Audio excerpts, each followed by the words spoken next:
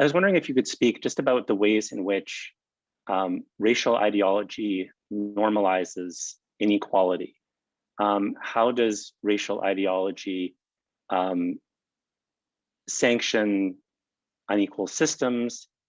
Historically, racial ideology has sanctioned violence. I mean, you know, one of the really shocking things about looking at reading sort of reports on racial violence in the past is that the people that are performing the violence, whether it's lynching or race riots, are presenting themselves as agents of peace and civilization.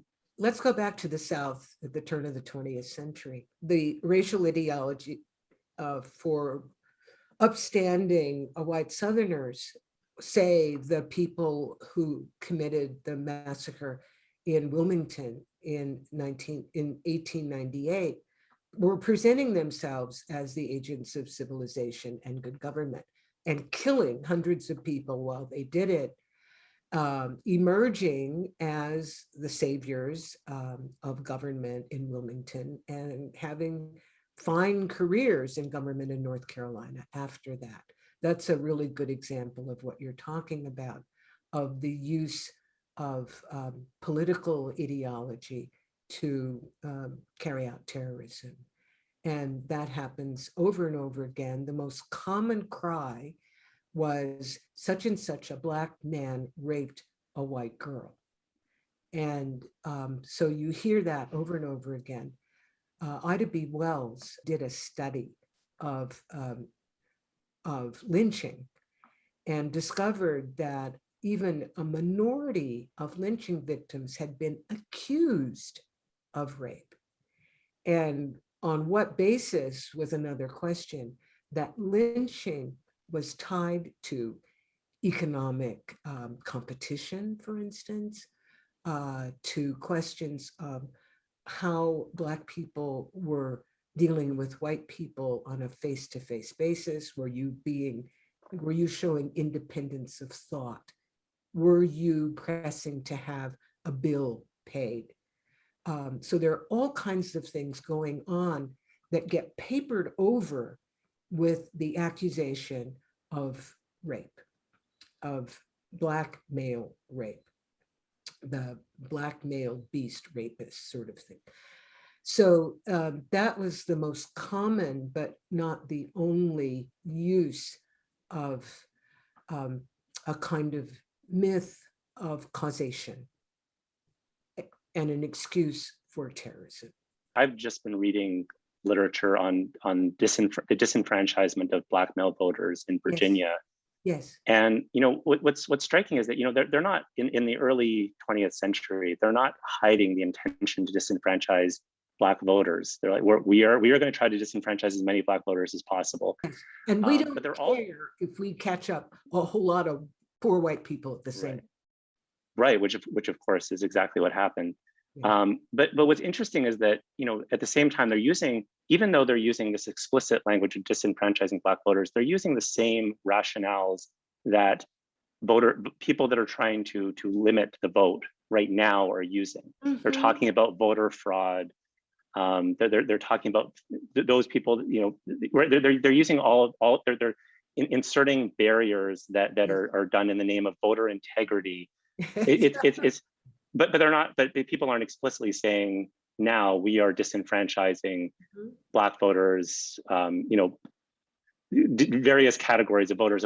Even though this is exactly what the effect of these policies are, mm-hmm. I'm wondering if you can talk a little bit about how racial ideology works in the era after World War II, where explicit claims to racial power sort of fall out of favor, and yet race appeals to racial hierarchy, appeals to people's sense of identity and fears about the other, particularly Black people, but other groups as well.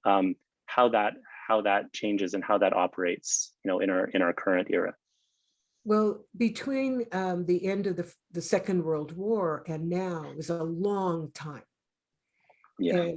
And racial ideology shifts several times and in several places over that period.